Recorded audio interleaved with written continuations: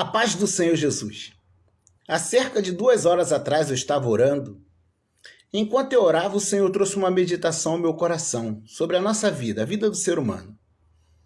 O ser humano é como um carro, um automóvel. Quando o carro é 0 km, sai de fábrica, sai com todo estofamento no plástico, sai sem placa, sem defeito algum. Assim é o ser humano quando nasce. Uma criança recém-nascida não magoa ninguém, uma criança recém-nascida não fere ninguém, ela não decepciona ninguém. Então todos nós quando nascemos, digamos que nascemos perfeitos. Mas quando se perde a inocência, o pecado faz parte da nossa vida. É como o carro. Quando ele sai 0 km de fábrica, ele tem um período garantido por lei que ele pode estar sem placa. Mas após esse período, ele tem que estar emplacado, senão ele pode ser até apreendido. O que é que a placa significa? A identidade do carro. O cristão precisa ter identidade. As pessoas precisam nos reconhecer como servos do Deus Altíssimo. É por isso que Jesus diz em Mateus 5,16: e que resplandeça a vossa luz diante dos homens, e que eles vejam as vossas boas obras, e glorifique a vosso Pai que está no céu. Todo carro, a placa, se um policial estiver passando numa viatura e vê um carro suspeito parado, de dentro mesmo da viatura ele acessa no computador, pela placa ele vai ter toda a identificação daquele carro, se é roubado, se não é proprietário. Então nós temos que ter placa, temos que ter identidade. Outra coisa interessante é que o motor de um carro é tido como o coração do carro. Sem motor o carro não anda.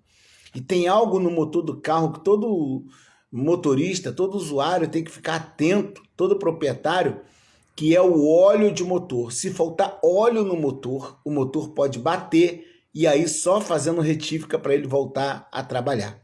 O carro para se o motor bater. E o que é o motor do cristão? O que é? O que faz a gente seguir caminho? É o coração. Do coração procede as saídas da vida. E o que é esse óleo de motor que tem que ter no coração do cristão? O perdão. As pessoas que não perdoam, elas se prostram. Elas ficam estagnadas espiritualmente. A pessoa que não perdoa não prospera diante de Deus. A pessoa que não perdoa não avança. É por isso que Jesus no Pai Nosso ele diz que se a gente não perdoar, também não seremos perdoados. Quem não perdoa não terá salvação, não conseguirá chegar ao destino final, que é o reino de Deus. Outra coisa interessante, os pneus. Se o pneu estiver careca, o carro fica suscetível a derrapagem. Então, nossos pneus não podem estar careca. Nossos pneus têm que estar correto. Porque quando fala de pneu, fala de caminho. Nós devemos caminhar mediante a palavra de Deus. Quem caminha mediante a palavra de Deus não derrapa nas estradas da vida. Porque a palavra de Deus é perfeita, é completa. A palavra de Deus tem resposta e ensinamento para tudo e para todos. A palavra de Deus tem palavra para filho, palavra para o pai, palavra para a esposa, palavra para o esposo, palavra para o patrão, palavra para o funcionário, palavra para a igreja, palavra para os pastores. A palavra de Deus tem resposta para tudo. Outra coisa interessante, que num carro não pode faltar, é o farol, que é ele que ilumina a estrada durante a noite, para fugir dos buracos, para fugir dos percalços do caminho. E o que eu poderia associar o farol à vida do cristão? Poderia falar da palavra de Deus, que é lâmpada para meus pés, luz para o meu caminho, sim, mas como eu já falei dos pneus, na caminhada, o farol, Deus me fez entender que é o nosso olhar. A Bíblia diz, se teus olhos forem bons, todo o teu corpo será luminoso. Nós temos que ter um olhar espiritual. Nós temos que olhar para esta vida com um olhar espiritual. Nós temos que olhar para as pessoas com um olhar espiritual. Temos que olhar as pessoas com bons olhos. Já viu aquela situação que você não conhece a pessoa, mas porque alguém falou mal dela para você, você mesmo sem conhecer a pessoa, você olha a pessoa com maus olhos? Com desconfiança? Mas a Bíblia diz em 1 Coríntios 13 que o amor não suspeita mal. Então nós temos que olhar as pessoas com bons olhos. Quando ela me provar que ela não é digna da minha confiança é uma coisa, mas enquanto ela não me prova, eu tenho que olhar ela com bons olhos. Eu tenho que olhar as coisas de uma maneira espiritual. Tem um ditado sábio que diz que nem tudo que reluz é ouro. Tem coisas que parecem ser o certo, mas muitas das vezes é laço do inimigo na vida do cristão. Então não pode faltar o farol nesse carro. Outra coisa interessante que não pode faltar é seta, pisca-alerta, porque são itens de segurança no carro para avisar tanto quem vem na frente ou por trás que você vai mudar de direção, que o carro parou, quando liga o alerta ali para avisar que aquele carro está parado, para as pessoas que vêm atrás ter cuidado. Por quê? Tudo isso com o único propósito, de evitar colisão. Crente não foi chamado para colidir com o próximo. Nós não fomos chamados para viver em inimizade, nós não fomos chamados para viver em confronto. Nós não fomos chamados para colidir um com o outro. Às vezes, fugir de um debate não é sinal de covardia, não. É sinal de prudência. Até Jesus teve um momento que precisou fugir. Não porque ele tinha medo.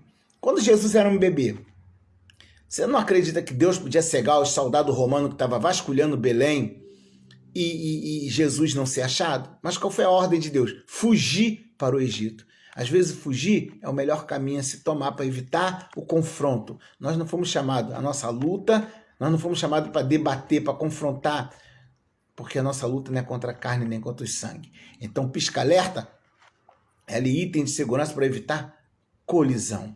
Nós temos que também, o freio tem que estar em dia. Nós temos que ter cuidado, nós temos que ter freio, principalmente nas nossas palavras. Nem tudo que vem ao nosso coração devemos falar. A Bíblia diz que nós devemos ser tardio para falar.